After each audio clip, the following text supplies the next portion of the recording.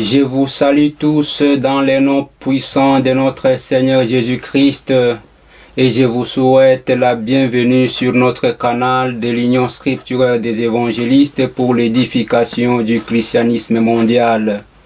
C'est moi, votre humble serviteur, le pasteur Michel Mixon Moulumba. Je crois qu'aujourd'hui, mon fils, tu seras édifié, et toi, ma fille, tu seras édifiée, et toi, servante de l'Éternel, et tous mes amis pasteurs, vous serez aujourd'hui édifiés, parce que nous allons parler aujourd'hui sur un sujet très important que vous connaissez déjà. Mon frère et ma sœur, cette vidéo est expressément intitulée « Comment détruire un chrétien ». Cette vidéo est expressément intitulée « Comment détruire un chrétien ». Nous allons parler sur des choses que vous connaissez déjà, afin que nous soyons tous édifiés, que notre fondation soit solide pour que nous puissions résister dans le temps des tempêtes, des intempéries, des inondations, que nous puissions rester complètement ancrés en Jésus-Christ. Comment est-ce qu'on peut détruire un chrétien? C'est ça le problème, c'est ça la question que nous nous posons. Il y a quelques années, j'étais à l'université ici en Norvège. Il y avait à l'université, dans le paramètre de l'université, une conférence qui était tenue et le thème de cette conférence était « Comment détruire un chrétien ».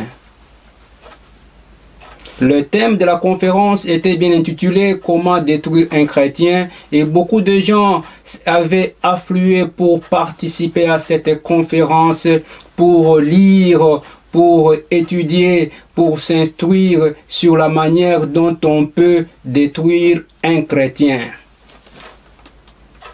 Et moi, j'étais sur le campus pendant ce temps-là, mais je n'étais pas intéressé à aller participer à cette conférence où les gens étaient allés pour étudier, pour entendre un grand gourou qui donnait des enseignements sur la manière que les gens peuvent faire pour détruire un chrétien. Mais par rapport aux informations que nous avons reçues, aussi aux connaissances que nous avons sur la parole de Dieu, nous devons savoir les deux choses.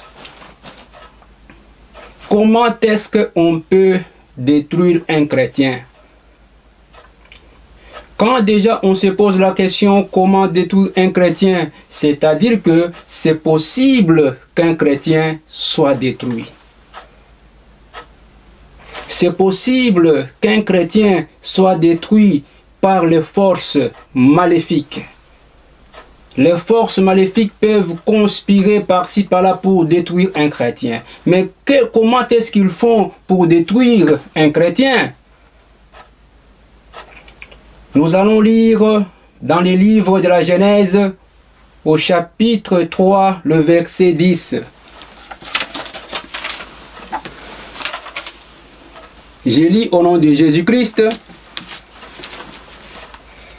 Mais l'Éternel appela l'homme et lui dit, « Où es-tu » Il répondit, « J'ai entendu ta voix dans le jardin et j'ai eu peur parce que je suis nu et je me suis caché. »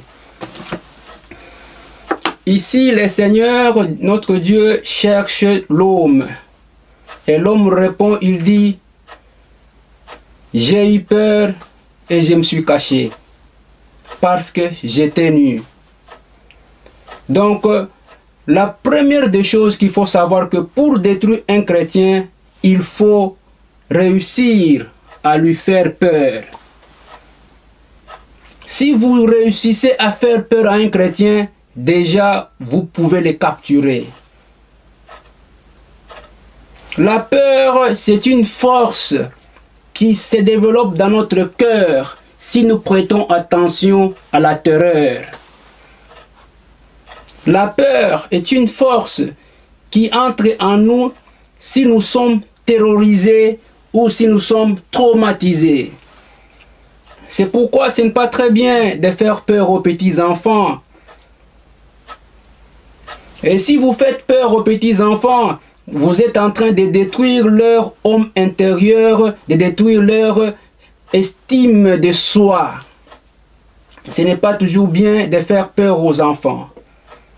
Mon frère et ma soeur, pour détruire un chrétien, il faut réussir à lui faire peur. Parce que dès qu'un chrétien a peur, c'est fini, sa foi est détruite. Parce que la foi du chrétien est assise sur la confiance en Jésus-Christ. Quand la peur vient dans les chrétiens, elle détruit la fondation de la foi et c'est fini, il n'y a rien dedans. Mon frère et ma soeur, pour détruire un chrétien, il faut le faire peur. Parce que les chrétiens ont été créés pour ne pas avoir peur. Nous les chrétiens, nous avons été créés par Dieu afin que nous ne puissions pas avoir peur. Toi, ma fille, tu as été créée par Dieu pour que tu ne puisses pas avoir peur. Et toi, ma fille, toi, mon fils, tu as été créé par Dieu avec un modèle tel que il n'est pas possible que tu aies peur. Et si nous avons peur aujourd'hui, c'est parce que le péché s'est installé dans l'homme. C'est pourquoi l'homme aujourd'hui a peur. Parce que la peur, elle vient de ce que nous voyons. La peur vient de ce qu'on entend. La peur vient de ce que nous touchons. Quand la peur vient, elle s'installe en nous, elle commence à détruire notre foi. Et c'est pour cela que pour détruire un chrétien, il faut réussir à lui faire peur. Il faut réussir à les terroriser. C'est pourquoi dans le livre de Matthieu 8, au verset 26, Matthieu 8, verset 26, Jésus-Christ dit: pourquoi avez-vous peur? Matthieu 8, verset 26, Jésus-Christ se demande pourquoi vous avez peur. Il pose cette question aux apôtres. Parce que Jésus-Christ lui-même ne comprend pas comment est-ce que les apôtres peuvent avoir peur. C'était pendant la tempête sur la mer. Quand ils étaient avec Jésus-Christ sur la mer et qu'il s'était levé une grande tempête, Jésus-Christ lui dormait.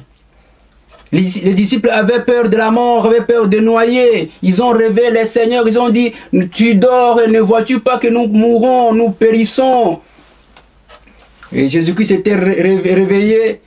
Alors il s'est posé la question: pourquoi avez-vous peur? C'est une question très capitale que Jésus-Christ lui-même s'est posée parce qu'il ne comprenait pas pour quelle raison les apôtres pouvaient avoir peur. Parce que les chrétiens ont été créés selon un modèle quelconque bien déterminé pour que la peur ne puisse pas s'installer dans le cœur du chrétien. Mon frère et ma soeur, nous allons encore lire Romains chapitre 8, verset 15. Romains chapitre 8, verset 15, il dit: et vous n'avez pas reçu un esprit de servitude pour être encore dans la crainte.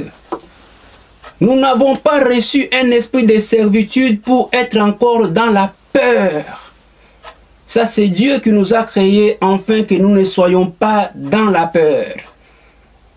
Mon frère, ma soeur, il y a des gens aujourd'hui qui ont peur de tout. Tu as peur de la nuit. Tu as peur du noir. Dans ta chambre, quand il fait noir, tu as peur. Tu as peur du noir. Le noir, l'obscurité n'est pas mortelle. L'obscurité ou le noir n'est pas nocif.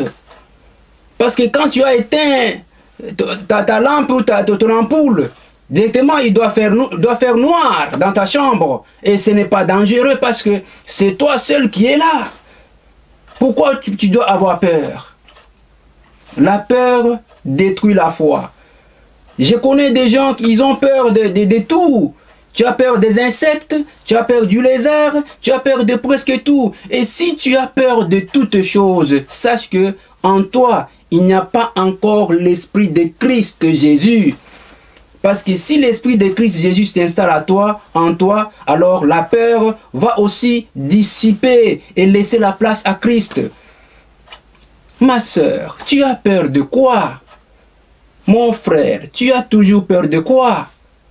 Parce qu'aujourd'hui, s'il faut détruire un chrétien, les méchants savent la méthode. La première méthode, c'est de faire peur aux chrétiens.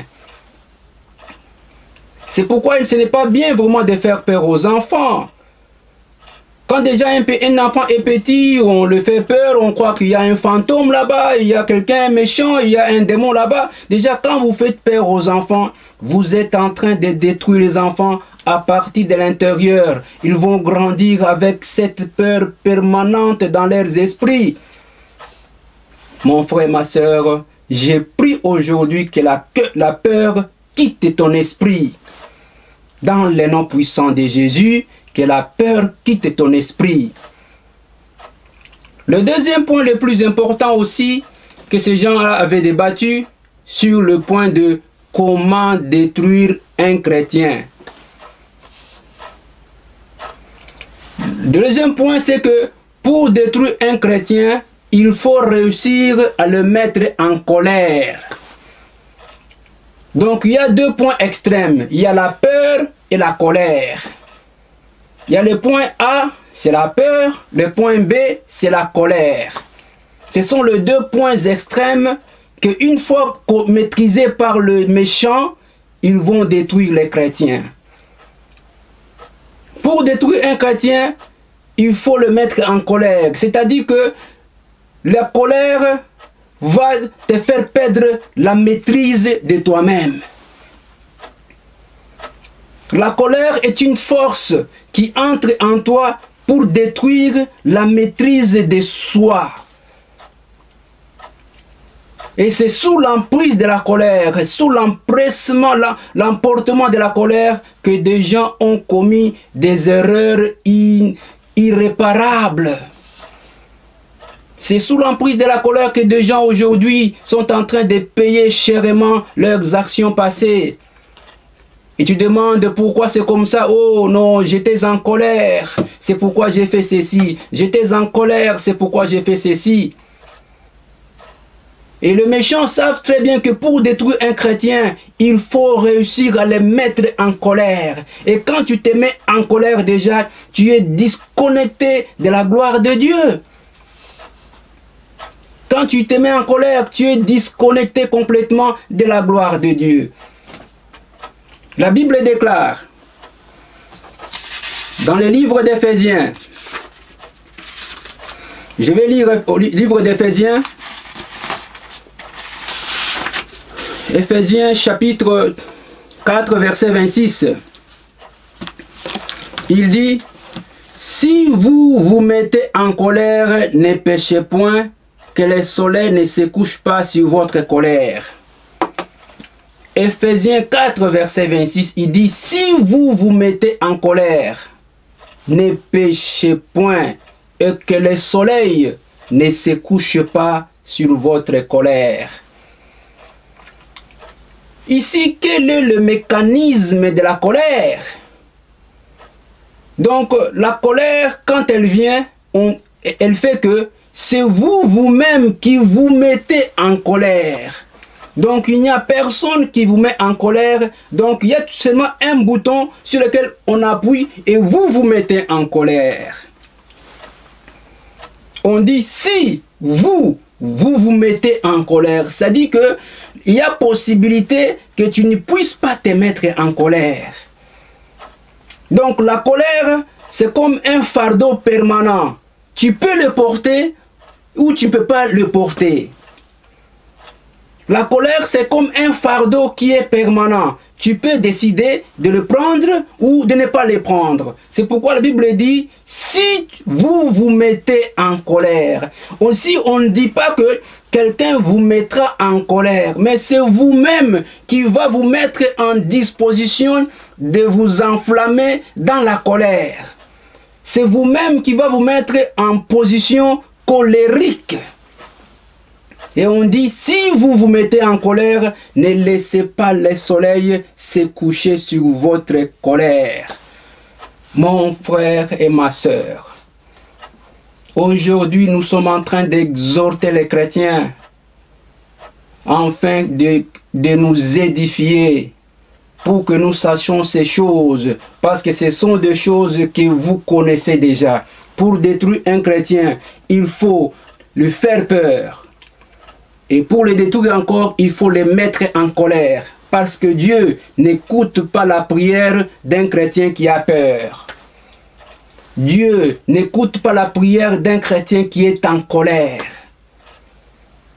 Et qu'est-ce qui se passe au juste? C'est ainsi que nous verrons le mécanisme de la colère ou le mécanisme de la peur.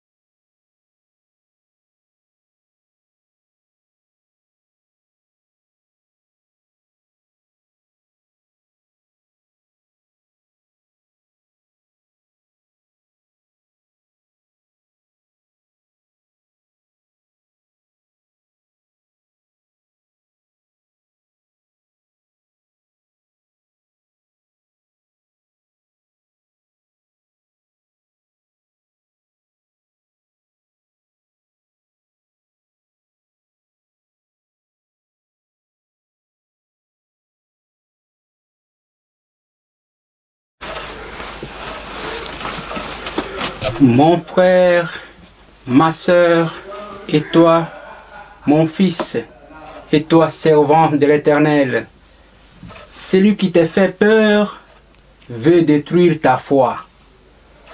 Celui qui te fait peur veut détruire ta foi. Parce que quand tu as peur, tu ouvres les portes de ton esprit ou de ton âme et les démons pénètrent en toi pour te détruire. Et quand tu as peur, les portes de protection de ton esprit sont maintenant ouvertes et les démons peuvent entrer en toi pour te détruire. Celui qui te fait peur ou ceux qui te font peur veulent seulement détruire ta foi. N'ayez pas peur, car la peur est dangereuse. La peur est dangereuse.